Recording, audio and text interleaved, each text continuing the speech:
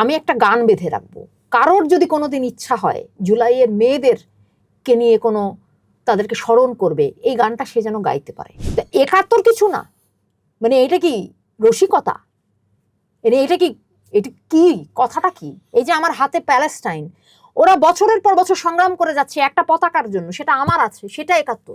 আর সেই মা, সেই শহীদ মা, তার কথা কোথাও লেখা নেই। সেই নানি, দাদি মায়া ইসলাম যে আইসক্রিম কিনে দিতে নিচে নেমেছিল মুসাকে, ওর কথা তো কেউ বলে না। কিন্তু আমাদের শক্তি হচ্ছে আমাদের বাচ্চারা, যারা ততদিনে অনেক লাশ পড়ে গেছে। এখন আর কিন্তু পেছনে মানে হারবো কি জিতবো তার চেয়ে বড় কথা হলো ঘরে থেকে এই নিজের মুখ নিজেকে দেখানো যাবে না আর কোনোদিন, রাস্তায় থাকতে হবে।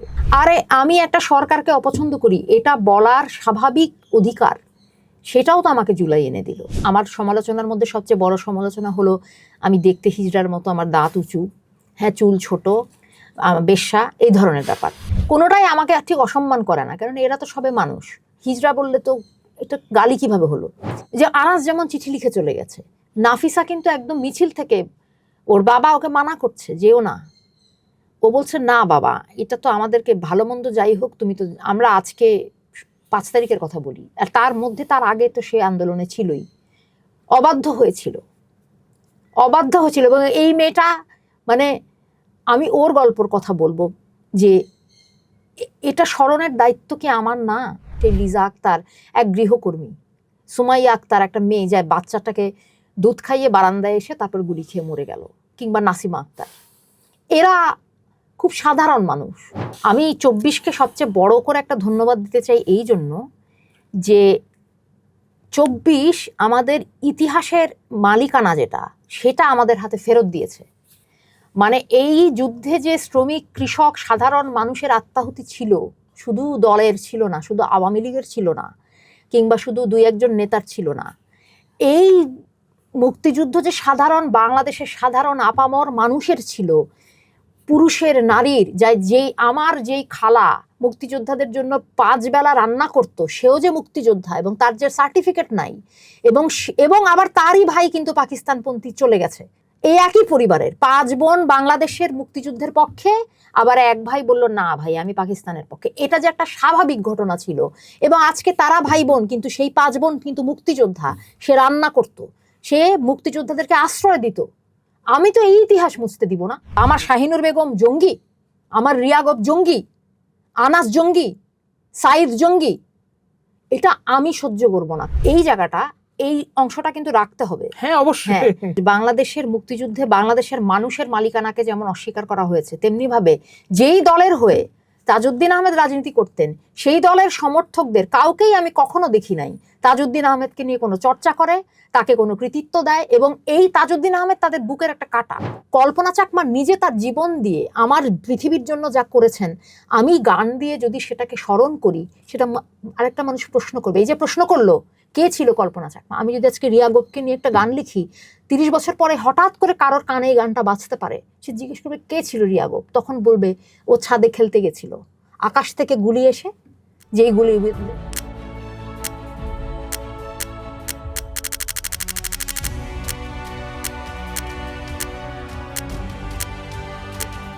দর্শক, ঢাকা পেপারসের জুলাই পডকাস্ট সিরিজে আপনাদের স্বাগত জানাই।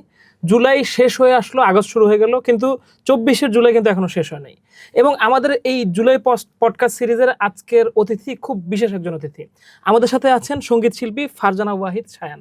আপা, শুভেচ্ছা জানাই। অনেক শুভেচ্ছা পেপারসকে, ঢাকা পেপারসকে অনেক শুভেচ্ছা। আপনার কাছে আসলে আমার অনেক প্রশ্ন, কিন্তু প্রথমে আমি শুরু করব আপনার এই জুলাইতে আপনি যে পাগলামিটা শুরু করছেন এটা নিয়ে আর কি। যে আমি দেখলাম যে আপনি জুলাই জুড়েই মানে এতগুলা গানের কাজ করতেছেন, এবং একজন একজন করে শহীদদেরকে ধরে ধরে আলাপ করতেছেন। আমি এইটার ভিতরেই আজকে আসলে একটু গভীরভাবে প্রবেশ করতে চাই।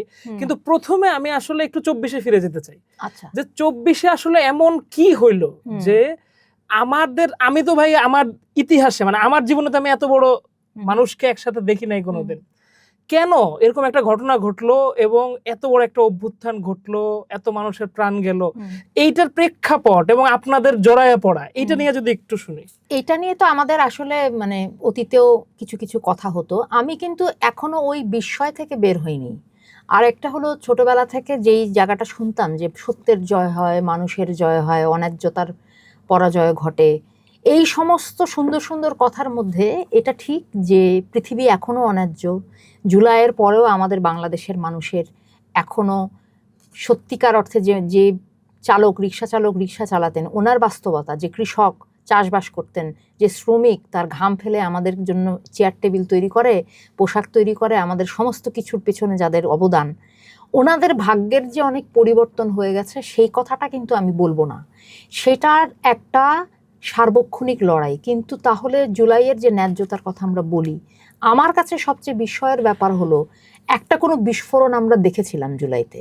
এই যে এত লক্ষ লক্ষ মানুষ, শত শত মানুষ, তাদের প্রতিদিন জমতে থাকা, একটা দীর্ঘ সময় ধরে প্রতিদিন বুকের মধ্যে জমতে থাকা যে ক্রোধ বা একটা অন্যায়ের বিরুদ্ধে তাদের ভিতরে কিছু জমা হচ্ছে, সেই জমে থাকা পুঞ্জীভূত যে আক্রোশ বলো বা বিদ্রোহ বলো, সেগুলি কোথাও গিয়ে সবার সাথে সবার এক বিন্দুতে মিলিত হয়ে গেল। এটা একটা ম্যাজিক, এটা একটা মিরাকল। এটাকে আমি কোনো কালেই কোনোভাবেই এটাকে আমি খাটো করব না। সারা পৃথিবীতে যখন অন্যায় তুঙ্গে আমরা অনেক বাজে বাজে খারাপ মানুষদেরকে দেখি, তারা ক্ষমতার শীর্ষে, এই মুহূর্তে তাদের সিদ্ধান্তের কারণে পৃথিবীর মানুষ যুদ্ধ বিগ্রহে জড়িয়ে পড়ে মুনাফার লোভে তারা একটা অন্য জায়গায় পৃথিবীকে নিয়ে যাচ্ছে। সেখানে আমাদের মতো একটা দেশে, আমাদের একটা সাধারণ দেশে, যারা কিনা অর্থে বিত্তে সাংঘাতিক কিছু নই, সেখানে এরকম একজন মানুষের প্রতি বৈরী নেতৃত্ব, তাকে পরাস্ত করা মানুষের হাতে, এই যে মানুষের যে বিজয়টা, একটা বিজয় তো এটা বটে, এটা হয়তো বা আমার অর্থনৈতিক বিজয় নয়, এটা হয়তো বা আমার মানে সার্বিকভাবে আমি যে ন্যায্যতার একটা ব্যবস্থা দেখতে চাই সেইটা হয়তো নয়, সেটা তো একটা লম্বা যাত্রা। সেটা তো আমরা স্বাধীনতা যুদ্ধের পরেও আজও পর্যন্ত পাই। তাই বলে কি আমার মুক্তিযুদ্ধ ভুল? তাই বলে কি আমার মুক্তিযুদ্ধ অসম্পূর্ণ, অসফল? জুলাইয়ের মাহাত্ম্যটা এখানে যে মানুষ যখন একীভূত হয়ে যায় কোনো কারণে, তখন যে বিস্ফোরণ ঘটে, তার সামনে যে কোনো কুনেতৃত্ব, কুশাসন, অপশাসন দুর্বল হয়ে পড়ে। এই বিষয়টা থেকে কারণ কি? এটার কারণ আর কি? এটার কারণ হলো অন্যায্যতা। অন্যায্যতা মানুষের মধ্যে ছোট ছোট বিন্দু করে করে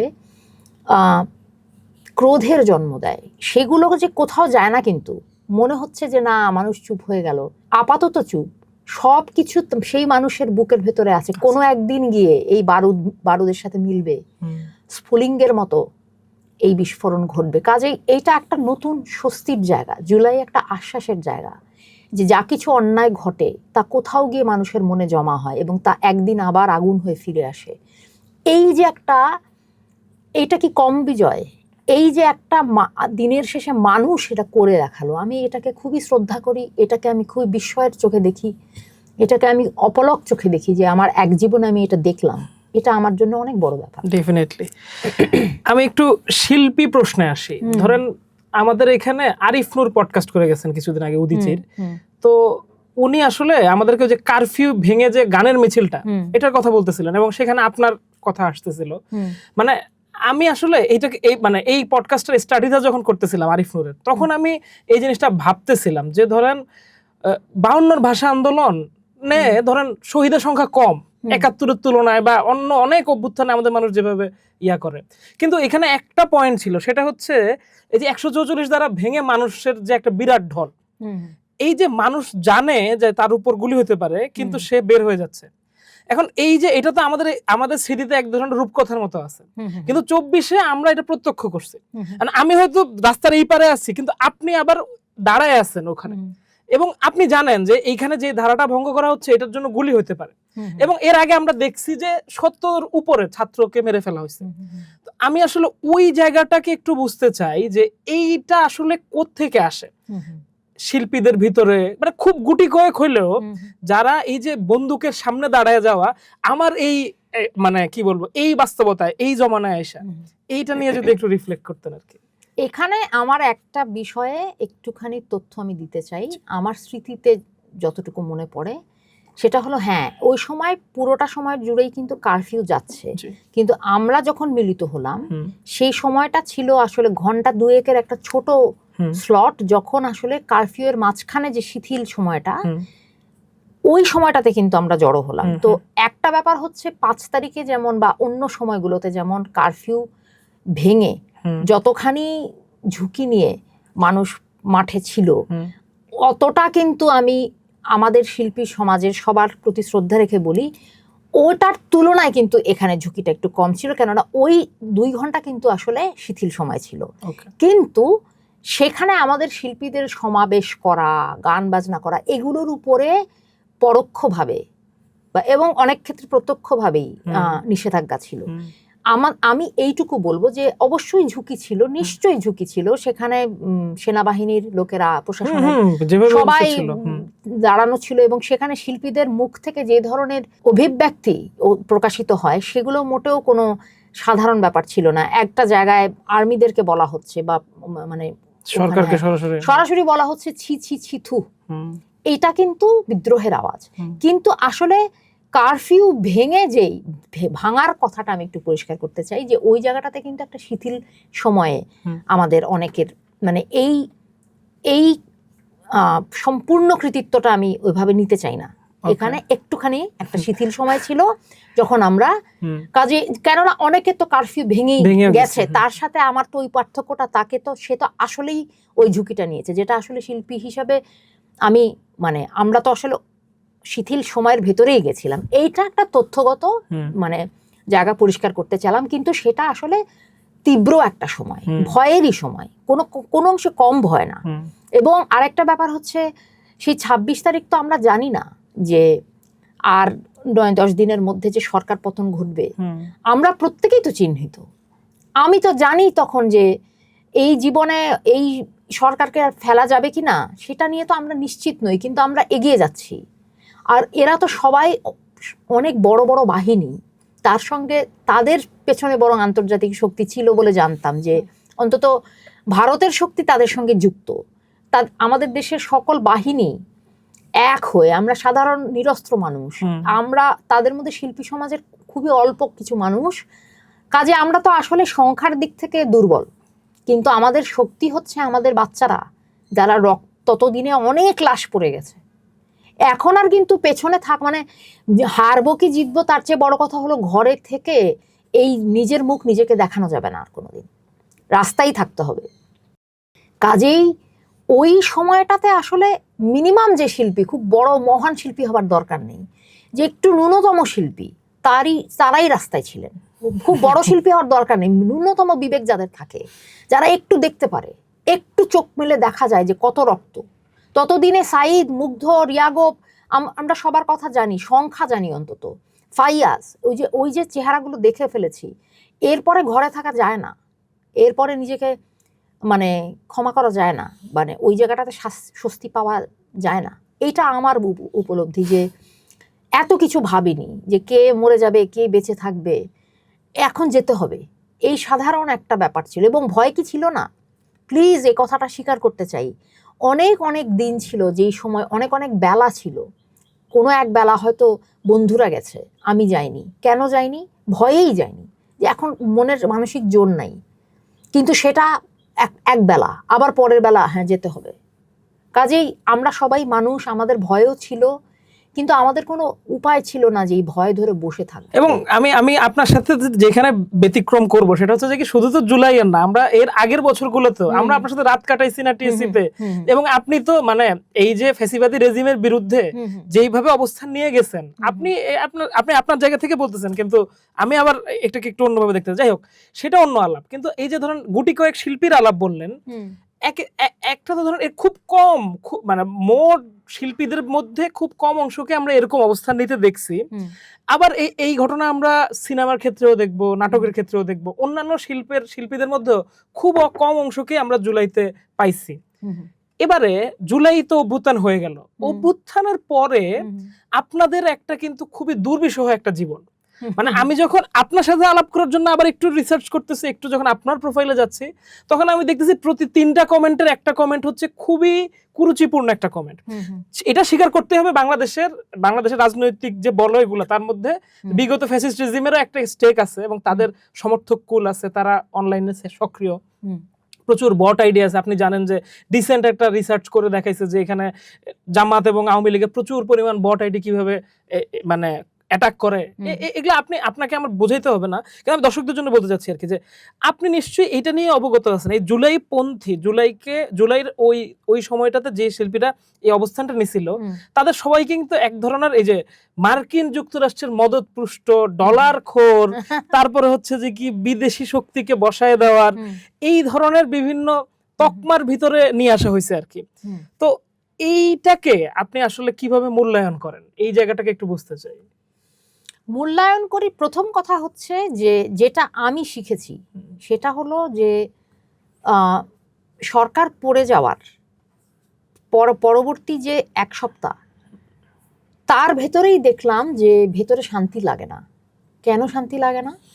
কারণ সমাজ ভয়ঙ্করভাবে ফুঁসে ওঠা একটা জায়গা, যেখানে পরাজয়টা যারা মানতে পারছে না তারা মরিয়া হয়ে, মানে এত বছরের একটা বিনিয়োগ, এত বছরের একটা শক্তি কাঠামোতে বিনিয়োগ, তার হাজার হাজার মানুষের, লক্ষ লক্ষ মানুষের একটা চিন্তা ছিল যে এই 5 বছর আমি এখানে এই কাজ করব, তারপর আমি এটা করব, সবই ক্ষমতার সঙ্গে কিন্তু সংযোগ রেখে। ক্ষমতার বিপরীতে যারা ছিলেন তারা ছিলেন, আমি যারা পক্ষে ছিলেন আমি তাদের কথা বিশেষ করে বলছি, যে সেই হাসিনার আমলটাকে মাথায় রেখে বেশিরভাগ মানুষই তো আসলে বিশ্বাসই করেননি যে এটা পড়তে পারে কোনো। কাজে তাদের তো জীবনের পরিকল্পনা সাজানো, ওরকম একটা ক্ষমতা কাঠামো যখন পড়ে যায়, অসংখ্য মানুষ আছে যাদের জীবনের স্বপ্ন ভেঙে তছনছ, যে এখন কি হবে, নতুন ক্ষমতার সঙ্গে কি করে সে, যেহেতু তার জীবনের স্বপ্ন ক্ষমতা কাঠামোর সঙ্গে অ্যালাইন করে করা, সেহেতু তার সেরকম অসংখ্য কর্মীর জন্য এটা একটা ক্ষতিকর ব্যাপার। তারা অনেকেই কিন্তু মানতেই পারেন নাই। তো ওই যে একটা জঙ্গল, ওই যে একটা মরিয়া অবস্থা, সেই সময় দেখলাম যে শান্তি লাগে না। আর তার কয়েক মাস পর্যন্ত আমি আসলে নিজেও একদমই চুপচাপই ছিলাম, আমি আসলে শান্তি পাইনি। মানে শান্তি পাইনি কেন? এত বড় একটা ঘটনার ভেতরে যে ক্ষত তৈরি করে, সেখান থেকে মানে মনোবিজ্ঞানের দৃষ্টিভঙ্গি থেকেও বলি যে এত বড় ঘটনা, আমরা তো প্রথমে যখন বিদ্রোহে ছিলাম তখন তো শোকটা করতে পারিনি। এই যে এতগুলি মানুষ মারা গেল, ওরা যে বুকের মধ্যে একটা ক্ষতি করলো, সেটার দিকে তাকানোর সময় ছিল না। কেন? বিদ্রোহ করতে হবে, এখন মরেও যেতে পারি। এই যে আমরা শোক করতে গিয়ে জীবন ভয়ের মধ্যে পড়লাম, আমরা মরেও যেতে পারি, এই সমস্ত কিছু কিন্তু সরকার পতনের পরে একটা মনে হলো যে আচ্ছা এবার একটু দম নেব। সেই দমটা কিন্তু সহজে নিতে পারিনি, আমার দম নিতে প্রায় 5-6 মাসের মতো সময় লাগলো। তখন আমি এই বিষয়টাতে অভ্যস্ত হলাম যে আচ্ছা এটা একটা নতুন জীবন, যেখানে এই সমাজে আমাদেরকে অনেক ঘৃণার মধ্যে বাঁচতে হবে, এখন শিখতে হবে এটা। প্রথম দিকে ভাবতাম যে আগের সরকার যখন ছিল তখন এক ধরনের ইমোশনকে ফেস করতাম, কি আচ্ছা এরা ক্ষমতা পক্ষ, ওরা তো তখন, আমি তখনও এই গানই গাইতাম, তো তারা কিন্তু তখন আমাকে অপছন্দ করতো, কিন্তু এইভাবে আক্রমণ করতো না। কেন? আমি তো তাদের কোনো ক্ষতি করতে পারি নাই। আর পরবর্তীতে আমি তো আর নিজের থেকে কোনো ক্ষতি করি নাই একা, আমরা সারা দেশের মানুষ একসাথে হয়ে তাদের, আমি শুধুমাত্র একজন মানুষ, কিন্তু আমার চেহারা চেনা, শিল্পী সমাজে একজন চেহারা, একটা চেহারা, অনেক চেহারার মধ্যে একটা চেহারা যেটা পরিচিত, যে হাসিনা রেজিমকে অপছন্দ করত। আরে আমি একটা সরকারকে অপছন্দ করি, এটা বলার স্বাভাবিক অধিকার, সেটাও তো আমাকে জুলাই এনে দিল, যে বড় বড় নেতা তাদেরকে আমি পছন্দ করব না, এটা আমার ব্যাপার, এইটা বলার মতো তো, এই যে বললেই তো আমি দেশদ্রোহী হয়ে যেতাম। তো এই যে ঘৃণার একটা নতুন বাস্তবতা, এটার মুখোমুখি হলাম, এটার সাথে আমাকে বাঁচতে শিখতে হবে। সেটা কিন্তু আস্তে আস্তে আমি ট্রেনিংটা করলাম, এটা আমার শুরুতে হয়নি। অনেক বেশি ঘৃণা, কমেন্ট বক্সের কথা তুমি যেটা বলছো, আমি কিন্তু একটা কমেন্টও দেখি না, এইটা আমি নিজেকে শিখিয়েছি। একটা কমেন্টও আমার চোখ পর্যন্ত, কান পর্যন্ত আসে না। কেননা আমাকে তোমার কাজ করতে হবে, শুধুমাত্র যদি আমার যে পেজটা দেখে তাকে বলা আছে যে কোনো কাজের কথা যদি আসে সেটা কমিউনিকেট করে দিতে হবে।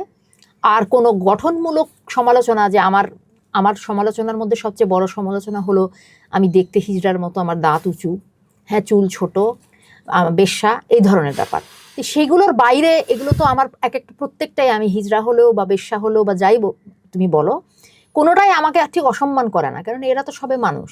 হিজড়া বললে তো এটা গালি কিভাবে হলো?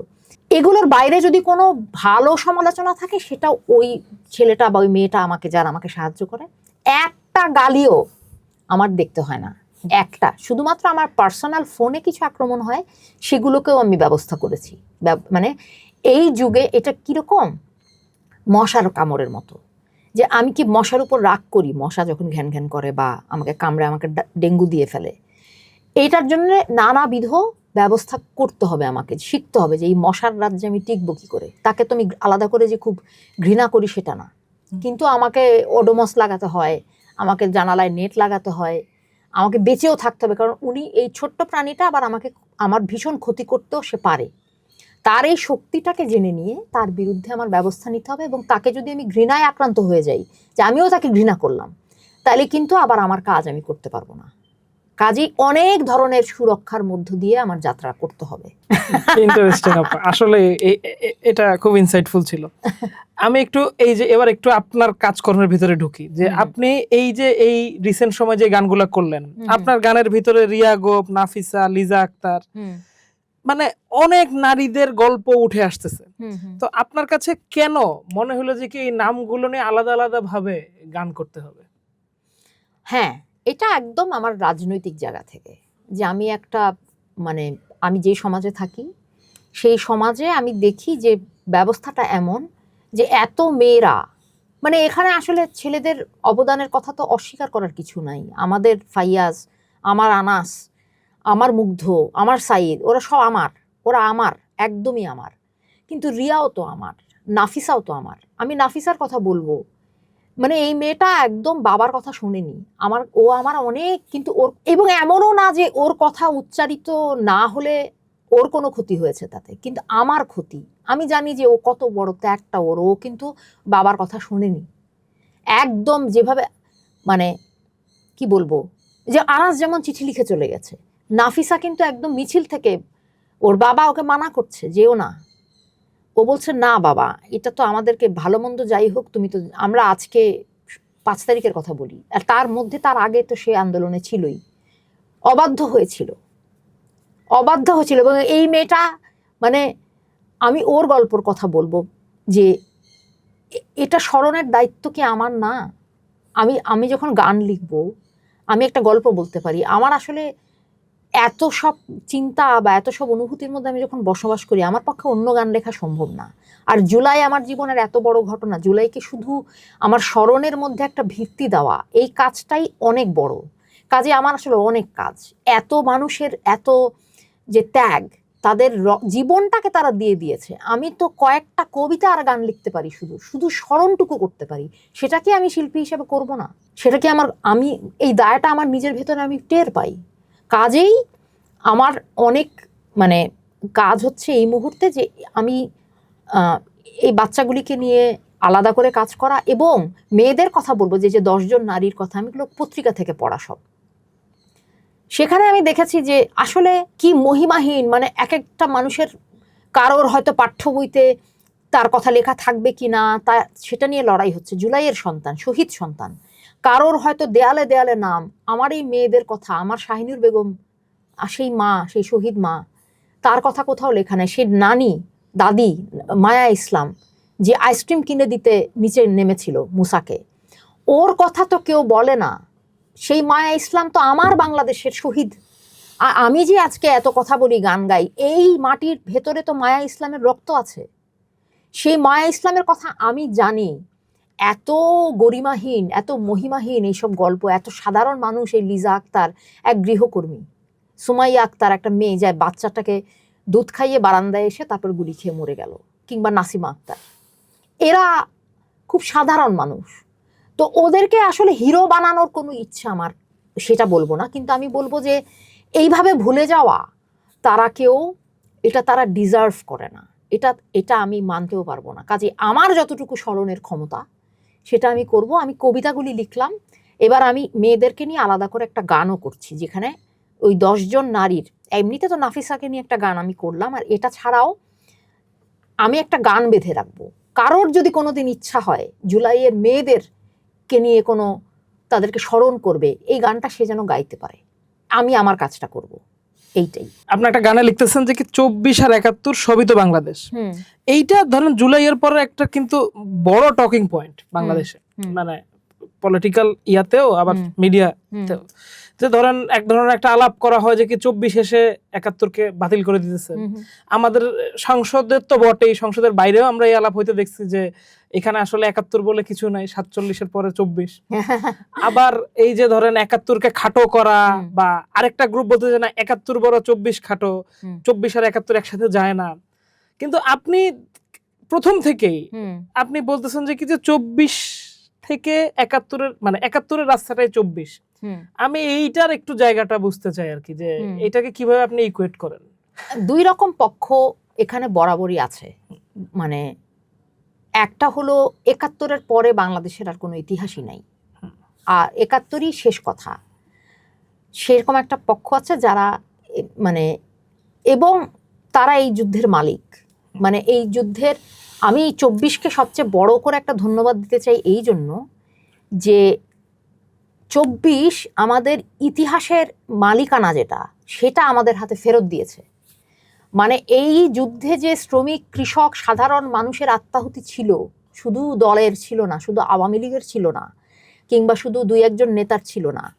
এই মুক্তিযুদ্ধ যে সাধারণ বাংলাদেশের সাধারণ আপামর মানুষের ছিল, পুরুষের, নারীর, আমার যেই খালা মুক্তিযোদ্ধাদের জন্য 5 বেলা রান্না করতো, সেও যে মুক্তিযোদ্ধা, এবং তার যে সার্টিফিকেট নাই, এবং আবার তারই ভাই কিন্তু পাকিস্তানপন্থী চলে গেছে। এই একই পরিবারের 5 বোন বাংলাদেশের মুক্তিযুদ্ধের পক্ষে, আবার এক ভাই বলল না ভাই আমি পাকিস্তানের পক্ষে। এটা যে একটা স্বাভাবিক ঘটনা ছিল, এবং আজকে তারা ভাই বোন, কিন্তু সেই 5 বোন কিন্তু মুক্তিযোদ্ধা। সে রান্না করত, সে মুক্তিযোদ্ধাদেরকে আশ্রয় দিত। আমি তো এই ইতিহাস মুছতে দিব না, কোনোভাবেই না। এইটা কি এখানে কি কোনো আওয়ামী লীগ ছিল? আর তখন তো বিএনপির জন্মই হয়নি। কাজেই এই যে সাধারণ মানুষের কৃতিত্বের ভাগ চুরি করে নিয়ে চলে যাওয়া, তাদের একজনের নামে মুক্তিযুদ্ধ হবে, এই জায়গাটা ফেরত পেলাম। আর বাংলাদেশে সবসময় এমন একটা পক্ষ ছিল, পরাজিত পক্ষ, যারা 71-কে কোনোদিনই বড় করে দেখবে না। তারা একটা হাতে একটা শক্তি পেয়ে গেল 24, যে 71 কিছু না। তো 71 কিছু না মানে এটা কি রসিকতা? এটা কি কথাটা কি? এই যে আমার হাতে প্যালেস্টাইন, ওরা বছরের পর বছর সংগ্রাম করে যাচ্ছে একটা পতাকার জন্য, সেটা আমার আছে, সেটা 71। আমি যে আমার দেশকে, আমার অঞ্চলের মানুষকে বাংলাদেশ বলে ডাকি, সেটা 71। আর ওরা বলে 47-এর পরে কিছু হয়নি। এটা কি রসিকতা? এটা বাংলাদেশের মানুষ মানবে কোনোদিন? আমি মানবো কোনোদিন? অসম্ভব ব্যাপার। এই দুইটা পক্ষই এখানে আছে। তুমি দেখো যে এই 24-এর পরে তো আওয়ামী লীগ পরাজিত হলো, এবারে একটা সেই পক্ষ তৈরি হলো যারা আগামী 30 বছর ধরে বলবে যে 24 ছিল একটা ভাওতা। আর 71-এর মানুষ, যারা 71-এর যারা পরাজিত শক্তি, তাদের অনেকে তো বাংলাদেশে থেকে গেছে, তারা বলবে যে এটার কোনো দরকার ছিল না, পাকিস্তান থাকলেই পারতো, ওরা এখানে থাকবে। এটা ওদের মানতে সময় লাগবে, অনেকে এখনো মানেনি, কিন্তু মানতে তো হচ্ছে। সেই যে 71-কে বিশ্বাস করে না, সেও তো বাংলাদেশের পার্লামেন্টে যাওয়ার জন্য জাতীয় সঙ্গীতই তাকে গাইতে হয়, তার গাড়িতে তো বাংলাদেশের পতাকাই রাখতে হয়, পাকিস্তানের পতাকা রেখে তো যেতে পারে না। তো ওরাও তো এখানে আছে।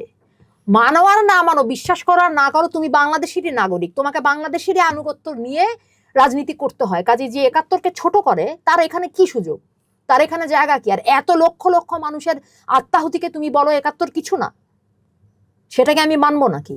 এই দুই শক্তি এখানে আছে, এবং 24-এ কিন্তু সেই শক্তি ছিল যারা বাংলাদেশকে বিশ্বাস করে নাই, এবং তারই ধারাবাহিকতায় তারা এখনো সেটা। একটা বিশ্বাসকে কিন্তু যুদ্ধ করে নির্মূল করা যায় না। যে বিশ্বাস করে যে আচ্ছা পাকিস্তানি ভালো ছিল, সেটা তো তার বিশ্বাস। এখানে তো আমি তো তাকে মেরেও ফেলতে পারবো না, এটা তার বিশ্বাস। যতক্ষণ পর্যন্ত সে বাংলাদেশের প্রতি আনুগত্য বজায় রাখে, যতক্ষণ পর্যন্ত সে তোমাকে আমাকে আক্রমণ না করে, এটা তার বিশ্বাস, এটা নিয়ে সে থাকতে পারে, থাকুক।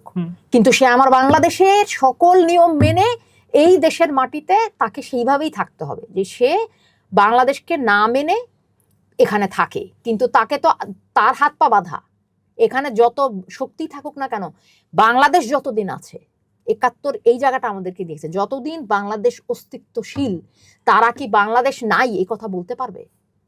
পারবে না। এটাই 71। এই 71-কে যে ছোট করে, সে একটা পরাজিত শক্তি ছাড়া আর কিছুই না। সে অন্য একটা বিশ্বাসে লালন করে। তার জন্য আমার আসলে ওইটাই প্রার্থনা, যে সে কবে এটা মানতে পারবে ঠিক মতো, যে না ভাই আমি একটা নতুন দেশে থাকি, আমরা পাকিস্তান চাইতাম, এখন সেটা শেষ, এটা হবে না, আর হয় নাই, আমরা হেরে গেছি।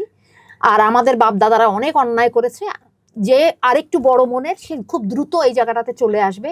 এটা একটা নতুন বাস্তবতা, আমরা এখানে একটা নতুন রকমের রাজনীতি, সে যে কোনো রাজনীতি করতে পারে, এটা গণতন্ত্রের দেশ। আর 24কে মানতেই হবে। 24 অবশ্যই 71-এর পরে অনেক আন্দোলন হবে, আরো 24-এর পরেও আরো অনেক, যতদিন বাংলাদেশ থাকবে অন্যায়ের বিরুদ্ধে যত আন্দোলন হবে তার অনেকগুলো 24-এর মতোই বড় আন্দোলন হবে।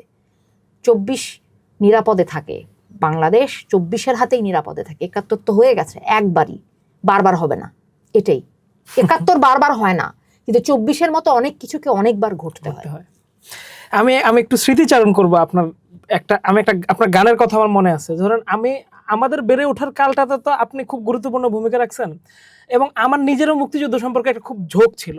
এবং এই যে ধরেন পার্টিজান মুক্তিযুদ্ধ এবং জনতার মুক্তিযুদ্ধ, এটাকে আড়াল করা আমাদের ওই বয়সে আসলে বেশ জটিল একটা বিষয় ছিল। তো আপনার একটা গান আছে না, যে আমার মুক্তিযোদ্ধা তুমি লইও আমার সালাম, আমার জীবনে এটা খুব একটা বড় ভূমিকা রাখছে, যে এই যে এইভাবেও দেখা যায়। এবং আমার মনে আছে যে তখন মাত্র সোশ্যাল মিডিয়া বা ব্লগ চলতেছে, আপনার এই গান নিয়ে খুব আওয়ামী লীগরা খুব গালিগালাজ করতো, যে এই মুক্তিযোদ্ধাকে করছে, পয়েন্ট আউট করছে।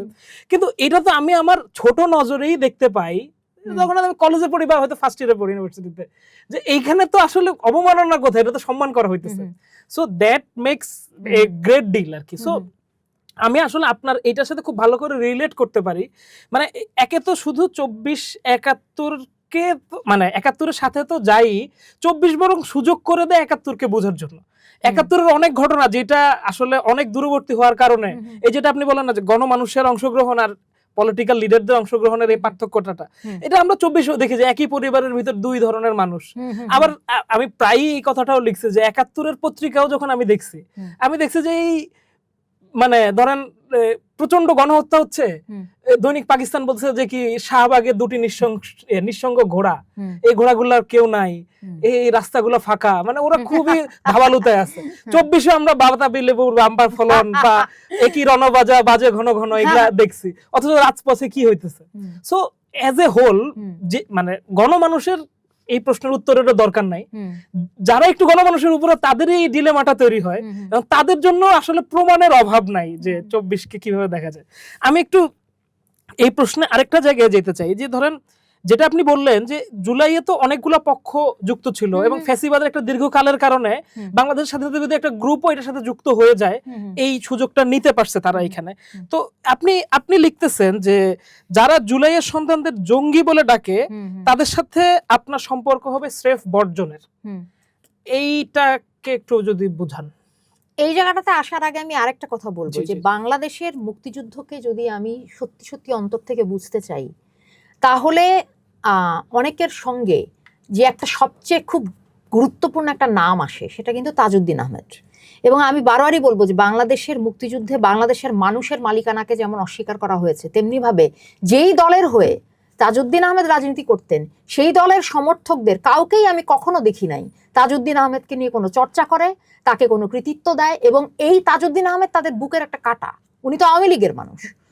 এই দলের সবচেয়ে বড় হীনমন্যতার জায়গা, সবচেয়ে বড় দুর্বলতার জায়গা হলো সে তার নিজের দলের বাংলাদেশের মানুষকে, সে যে একটা দলীয় ব্যক্তি এবং একটা ব্যক্তিকেন্দ্রিক দল, সেটার একটা সবচেয়ে বড় সাক্ষ্য আমি বলবো এই জায়গাটা, এই অংশটা কিন্তু রাখতে হবে। হ্যাঁ অবশ্যই।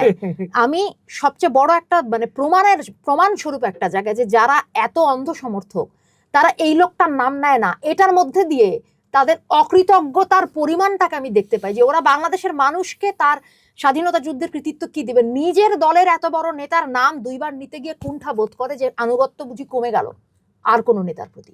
কাজেই এই দলের অনেক সংকীর্ণতা আছে, সেখান থেকে বের হতে না পারলে এই দেশের মানুষ 24-এর এটাই শক্তি, সব খোলামেলা করে হাত মুছড়ে দিয়েছে। এখন আমরা ইতিহাসকে এখন কৌতূহলের সময়, খুঁজে বের করতে হবে কে ছিল কি ছিল, ইতিহাসকে জানতে হবে। এই সুযোগটা আমরা পাইনি, এই চোখ খোলার সুযোগই পাইনি, আমরা এত ভীত সন্ত্রস্ত হয়ে থাকতাম। এবার আসি জুলাইকে, যারা জুলাইয়ের সন্তানদের, আমার যোদ্ধাদের, আমার যারা জুলাই অংশগ্রহণ করত, তাদেরকে যারা জঙ্গি ডাকে, তাদের সঙ্গে আমার সম্পর্ক স্রেফ বর্জনের। এইটা এখন 1400 মানুষ মারা গেল না 1000 মানুষ মারা গেল, অফিসিয়ালি প্রকাশিত 843 জন, সংখ্যায় যেতে পারি, কিন্তু আমি যে কথাটা পরিষ্কার করে বলবো যে অনেক দিন সহ্য করেছি এই ট্যাগিং। আমার দেশের আমি নাগরিক, আমাকে শুনতে হয়েছে আমি দেশদ্রোহী। কেন? আমি সরকারের সমালোচনা করি। আজকে এতগুলি মানুষ মরে গেল। আমার শাহিনুর বেগম জঙ্গি, আমার রিয়াগব জঙ্গি, আনাস জঙ্গি, সাইদ জঙ্গি, এটা আমি সহ্য করব না। কাজেই এখন আর আমি ভদ্রতা করি না, হাসিটাও আমি দিই না। যে মানুষ অন্ধ সমর্থক, যে অন্ধত্বকে বরণ করে, যে মানুষ সময়টাকে দেখতে চায় না, এই সময়কে দেখবে না বলে সে বদ্ধপরিকর, তার একটাই কথা, সেটা হচ্ছে ওই আমলই ভালো ছিল, এই দেশে আর কোনো দল থাকবে না, মুক্তিযুদ্ধ তাদের, বাকি সব অ্যান্টাই বাংলাদেশ, ইত্যাদি ইত্যাদি ইত্যাদি। এটার প্রতি আমার আর কোনো, এই অবস্থানে যে থাকে তার প্রতি আমার আসলে আর কোনো সহানুভূতি নেই। অবশ্যই তাকে আমি ব্যক্তি আক্রমণ করব না, সেটা আমার রুচি, সেটা শুধু তাই না, সেটা উচিত নয়।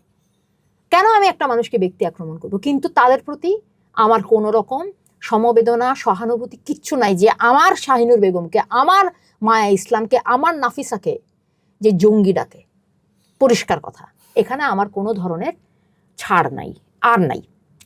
আমার প্রতিদিন আমি অসংখ্য গালি খাই, কিচ্ছু যায় আসে না, একেবারে কিছুই যায় আসে না। আমি আমার কাজ করব, আমার জুলাইয়ের সন্তানদেরকে নিয়ে আমি গল্প বলবো, এর মধ্যে দিয়েই এটাই আমার সংগ্রাম। আমার তাদের জন্য কোনো গালিও নাই, কোনো কিছুই নাই। এবং এই মুহূর্তে তাদেরকে আমি ওই ভদ্রতা করে চা খাবো, বসে বন্ধু বন্ধু ভাব দেখাবো, এটারও আমার কোনো রুচি নাই।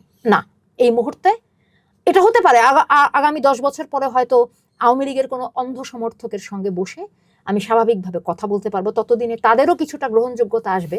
তারা আমার জুলাইয়ের বাচ্চাদেরকে আর জঙ্গি ডাকবে না। যে আমার বাচ্চাদের জঙ্গি ডাকে, তাদের জন্য আমার ভেতরে আর কোনো রকমের মায়া নাই, এটা নিয়ে আমার কোনো রকম কুণ্ঠাও নাই। এটাই আমার অবস্থান, শক্ত অবস্থান। এবার বিপরীত পাশে আসি, যে অভ্যুত্থানের 2 বছর পরে আমরা কিন্তু এখানে জুলাই বাণিজ্যিকরণের একটা বিরাট প্রকল্প দেখছি, এবং এই জুলাইয়ের নাম করে অনেক ঘটনা ঘটে গেছে।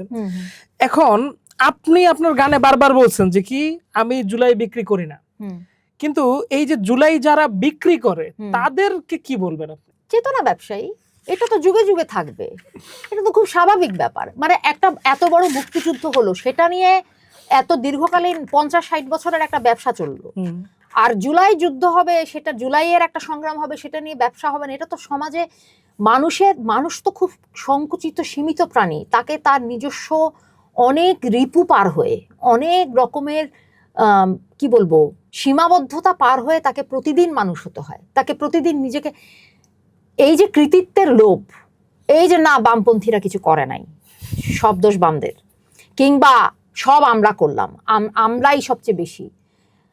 আরে ভাই, ওই যে আমার মূল কথাটা হচ্ছে, আমি জুলাইয়ের গল্প বলবো বন্ধু, জুলাইকে কেউ পারবে না নিতে একা। এরপর দ্বিতীয় লাইনে আমার মূল কথাটা এটা, যে তুমি এটা যে সর্বমানুষের যুদ্ধ, সর্বমানুষের একটা অর্জন, সকল মানুষের একটা অর্জন, সর্বসাধারণের অর্জন, এই জায়গাটাকে নিয়ে সেই একই কামড়া কামড়ি, যে প্রথমকে ঘোষণা দিল, প্রথম ঘোষণা তো আমি সমুদ্র সৈকতে আমার এক বন্ধু লিখে নিয়ে আসছে, স্টেপ ডাউন হাসিনা। আমার বন্ধু, সে তো অনেক আগে 2023-এ সাগরের সৈকতে লিখে দিয়ে এসছে স্টেপ ডাউন হাসিনা। তো ওটাই তো এক দফার ঘোষক, অনেক আগের থেকে। সাধারণ মানুষরা, যে রংপুরের কথা আমার বন্ধুরা প্রায়ই বলে, যে সাইদরা যেখানে মানে মিটিং মিছিল করছে, ওরা যে আন্দোলনটা করছে, সেটার কয়েকদিন আগের থেকেই, যখন জাহাঙ্গীরনগরে আক্রমণ হলো, তারও আগের থেকে, তারও পরপরই ওদের উচ্চারণের মধ্যে এটাই ছিল, যে না, এটা আরো বৃহত্তর, অন্যায্যতার বিরুদ্ধে এটা আরো বৃহত্তর আন্দোলন। এবং এক দফার কথা অনেকবার এসছে, এই ঘোষক নিয়ে কামড়াকামড়ি, এগুলো হীনমন্যতা। এবং এটা আমি বলবো না এককভাবে কোনো দলের আছে, এটা যেমন ওই যে বললাম না, যে আওয়ামী লীগের মতো বিরাট সেকুলার দল পর্যন্ত আছে, তাজউদ্দিন আহমেদকে একটা সাধারণ কৃতিত্ব দেওয়ার মতো মানবিকতা বা উদারতা অর্জন করতে পারে নাই।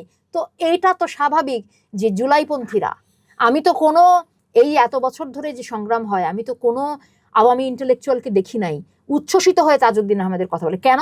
তার ব্যবসা নড়ে যাবে, তার সাম্রাজ্য নড়ে যাবে। অথচ তাজউদ্দিন আহমেদ আমার ইতিহাসের স্থপতিদের একজন। আরে আশ্চর্য কথাবার্তা, ওনার নাম নেবে না নিয়ে মুক্তিযুদ্ধের গল্প করে, উনি না থাকলে মুক্তিযুদ্ধ হয় না। তো সেরকম ভাবেই অসংখ্য মানুষ, এরা কেউ একজনকে বাদ দিলেও আমাদের জুলাইয়ের সংগ্রাম হয় না, এবং এটা সকল সংগ্রামের ক্ষেত্রে প্রযোজ্য। এবং এই সংকোচন আমি সকল দলের মধ্যে দেখি, না আমাদের অমুক স্যার আগে বলেছেন, অমুক দিনের ওইটাই ছিল প্রথম ঘোষণা, না না না না উনি যে এই বক্তৃতা দিলেন তখন সেখানে প্রথম। ব্যাপারটা হচ্ছে এখানে এই খারিজপন্থী প্রবণতা, এটা মানুষের মধ্যে একটা মানে কি বলবো একটা হীনমন্য দুর্বলতার জায়গা। এটা অত্যন্ত স্বাভাবিক, এটাকে পার হয়ে মানুষকে মানুষ হতে হয়। এই আমি নিজের কৃতিত্ব সব আমি নিব, আমি আগে বলেছি, আমি এই করেছি, এটা একটা প্রবণতা। এটা শুধু এই এত বড় সংগ্রামের ক্ষেত্রে না, বিভিন্ন জায়গায় ব্যক্তি জীবনে তুমি দেখো সবাই এই কৃতিত্বটা, আর তুমি একজনকে তার দুঃখের কথা বলছো, সে এর মধ্যে বলে কি নিজের গল্পটা নিয়ে আসে। তুমি বলছো যে আমার কি হয়েছিল, সে তখন এইভাবে তোমাকে মুছে দিতে চায়, তোমার গল্পটা শুনতে চায় না, সে বলে আরে এটা কি আমার কি হয়েছিল জানো। এটা একটা খুব মানে দুর্বল জায়গা। এখানে এই মানুষকেও বিচার করার কিছু নাই, তাকে এর ঊর্ধ্বে উঠতে হবে। তো যারা কৃতিত্ব নিয়ে এত কামড়াকামড়ি করে তারাও সকলেই জুলাই যোদ্ধাই, কিন্তু তাদেরকে এই মনের সংকীর্ণতার ঊর্ধ্বে উঠে এটা যে সর্বজনের একটা সংগ্রাম, সেই জায়গায় পৌঁছতে হবে। আমি আপনার আরেকটা পুরাতন গান থেকে একটা প্রশ্ন করি, যে এটা যে খুবই গুরুত্বপূর্ণ আমাদের বাংলাদেশের কনটেক্সটে, মুসলমানের মেয়ে, ওই যে আপনি যখন সবার জন্য গান গাইছেন, আপনি বলতেছেন শয়তানের জন্য আপনি গাচ্ছেন, এই যে একটা সার্বজনীনতা, সবাইকে নিয়ে একটা জীবনের আলাপ করতেছেন আপনি। এবং আমি জুলাইটা যখন বাস্তবে দেখি, এবং ওখানে আমি সব পক্ষের মানুষকে, সর্বোচ্চ এক্সট্রিম মানুষটাকেও দেখি, আমি সবচেয়ে উদারপন্থী মানুষটাকেও দেখি, আমি প্রাইভেট বিশ্ববিদ্যালয়ের মেয়েদেরকে দেখি, পাবলিক বিশ্ববিদ্যালয়ের ছেলেদেরকে দেখি, আমি সবাইকে দেখি, একদম রাস্তার কর্নার প্রি ক্যাডেট মাদ্রাসা দেখি, আমার প্রায় 70 বছর বয়সের বাবাকে দেখি, এভরিওয়ান ইজ দেয়ার।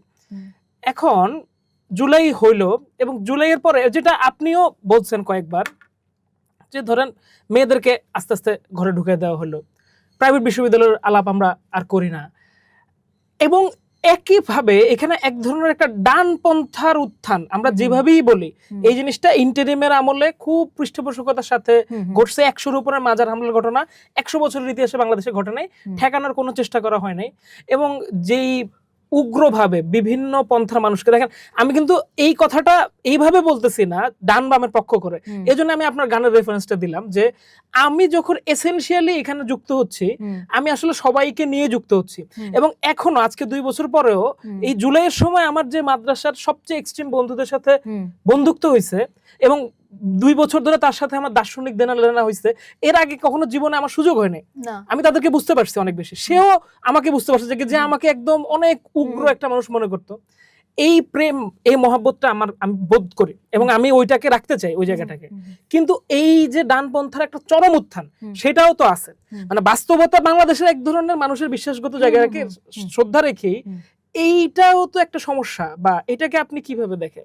না, আমি তো এটাকে আরো কঠিন উত্তর দেই, সেটা হচ্ছে বাম থাকলে ডান থাকে, আর ডান থাকলে ডানের মাঝে মাঝে উত্থান হয়। বাংলাদেশ পৃথিবীর সবচেয়ে উৎকৃষ্ট দেশ নাকি মার্কিন যুক্তরাষ্ট্র, এক পশ্চিমা মতামত দ্বারা এটা প্রতিষ্ঠিত, তা সেখানে ডানপন্থার তো উপস্থিতি সবসময়। আমাদের সেকুলার দেশ, বৃহত্তর ডেমোক্রেসি ভারত, সেখানে কারা ক্ষমতায়, যেখানে গিয়ে আমাদের উদারপন্থী সেকুলারপন্থীরা সব গিয়ে আশ্রয় নিল, সেই দেশের ক্ষমতায় কে? তো ডানকে এত ভয় পাচ্ছ কেন? ডানের সাথে থাকো, ডানকে বোঝো, ডানের সাথে লড়াই করো। ডানকে এই যে অচ্ছুত করে রাখা, আমি এটার পক্ষে না। আমার পরিষ্কার কথা, তুমি ডান কি বাম হয়ে তুমি আমাকে উদ্ধার করো নাই, ডান হয়েও তুমি আমাকে ভীত করতে পারবে না। ডান যে করবে সে করবে। আমি মূলত এই গণতন্ত্রের জায়গাটাকে বা এই মানবতার জায়গাটাকে বিশ্বাস করি, যে বিশ্বাস মানুষের অধিকার। কেউ যদি এখন ডানপন্থায় আকৃষ্ট হয়ে থাকে, তাকে দমন করে তো আমাদের সেকুলার বাহিনী আমার কোনো উপকার করতে পারে নাই। আজকে যে ডানপন্থার উত্থান আমরা দেখি, সেটা তাদের জন্ম তো 5ই আগস্টের পরে হয় নাই, তারা তো এখানেই ছিল। তো দমন করে রাখলেই কি কেউ হাওয়া হয়ে যায়? আর দমন পন্থা কি কোনো ন্যায্য পন্থা? আমি দমনের বিরুদ্ধে, এখন দমনের বিরুদ্ধে থেকে এখন তাহলে কি খোলামেলা ডানপন্থার উত্থান হওয়াতে খুবই ভালো, যে কে উত্থিত হচ্ছে সে আমার চোখের সামনে।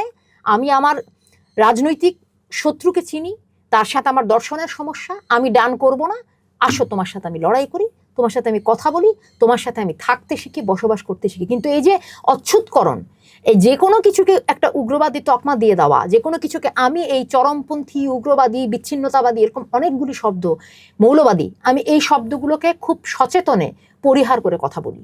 আমি পরিষ্কারভাবে এইটুকুই বলি, এটা আমার রাজনীতি, যে তিনি এক ধরনের রাজনীতিতে বিশ্বাস করেন এবং তিনি ন্যায্য পথেই করেন। আমি তার বিশ্বাসের সাথে একমত নই। আমাকে আরো কঠিন রাজনীতি করতে হবে, তার সাথে আমাকে জিততে হবে, আমাকে তার সাথে জিততে হবে। এবং এই জেতার মধ্যে কি পড়ে? পুরো বিশ্ব রাজনীতি পড়ে। তার পেছনে অনেক শক্তি থাকতে পারে, কিন্তু আমাকে আমার আঞ্চলিক রাজনীতিকে শক্তিশালী করতে হবে। এবং সেটা যদি আমি বিশ্বাস করি যে সেটা ডান নয়, তাহলে আমার বামকে আমার শক্তিশালী করতে হবে। টাফ লাক, এখানে রাজনীতি করে জিততে হবে। কাজেই দমন করে, কেউ এসে দমন করবে, যে দমন করে আমি তার বিরুদ্ধে, সে ডান হোক আর বাম হোক। যে নিশ্চিহ্ন করে, যে নির্মূল করে, যে নির্মূলপন্থী কথাবার্তা বলে যে তুমি থাকতে পারবে না, আমার কথাটা একটাই, এক, পৃথিবী সবার জায়গা, এখানে সবাইকে, এখানে বর্জ্য পদার্থের জন্য জায়গা করতে হবে, যে আবর্জনা, তার জন্যও একটা জায়গা করতে হবে। দুই, কোনো মানুষকে অসম্মান করা যাবে না। সে নরকের কীট আর আমি খুব বিরাট মহান কিছু, কোনো অবস্থানে থেকে এটা বলা যাবে না। এই যে ডানপন্থীদেরও অনেকের মধ্যে এই প্রবণতা দেখি, শাহবাগী বলে গালি দিচ্ছে। আর অন্য যারা তথাকথিত প্রগতিশীল, তারাও সেই একই অসম্মান। আমার কথা হলো, তোমার ভাষার মধ্যে অসম্মান থাকতে পারবে না। এটা আমার রাজনীতি। আমি আমার চরমতম শত্রুর সঙ্গে লড়াই করি, তাকে তার নামে ডেকে, তাকে আমার অসম্মান করার দরকার নেই। তার কৃতকর্মই আমার সবচেয়ে বড় শক্তি, আমি তার বিরুদ্ধে লড়াই করব। এটা আমার কথা।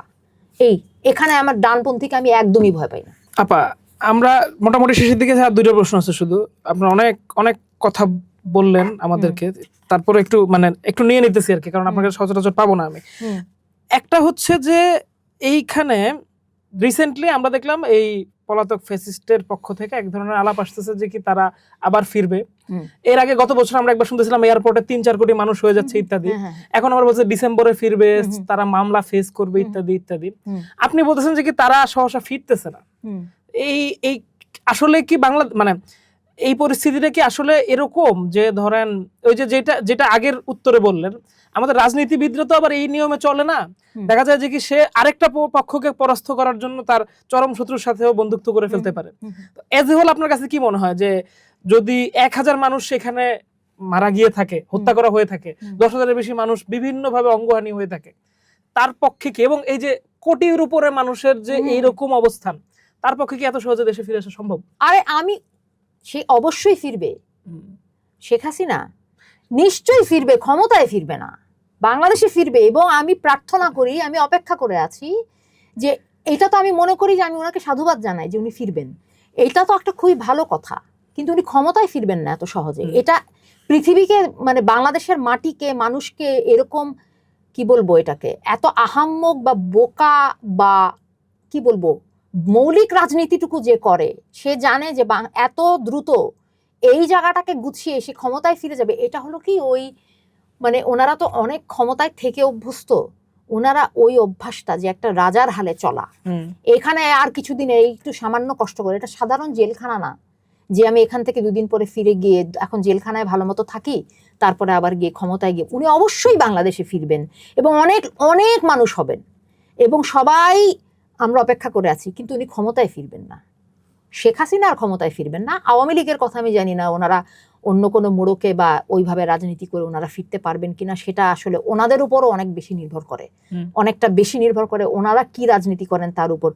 এতটুকু জানি যে 24কে অস্বীকার করে বা আওয়ামী লীগ এখানে আর কোনো রাজনীতি করতে পারবে না। এবং শুধু তাই না, ওনাদের পুরনো রাজনীতি সংশোধন করেই আসতে হবে, ইতিহাসকে সংশোধন করেই আসতে হবে। এটা আসলেই একটা নতুন বাংলাদেশ, যেখানে যারা 71কে অস্বীকার করে তাদেরকেও গলা নামিয়ে একটা এই মাটির শক্তিটাকে চিনতে হবে। এই জায়গাটাকে খাটো করে এখানে কেউ রাজনীতি করতে পারবে না ওইভাবে। এটা আমার ধারণা এবং আমার বিশ্বাস। এবং আমি অন্তত এইটুকু এই বাংলার মাটিকে চিনি যে আমি দাবি করছি আর কি, যে এটা হবে না। উনি ক্ষমতায় ফিরতে পারবেন না, উনি অবশ্যই বাংলাদেশ সহসা আমরা ক্ষমতায় দেখছি না তাকে। আমি মনে করি না যে উনি ক্ষমতায় ফিরবেন। এখন ভবিষ্যতের কথা তো কেউ জানে না।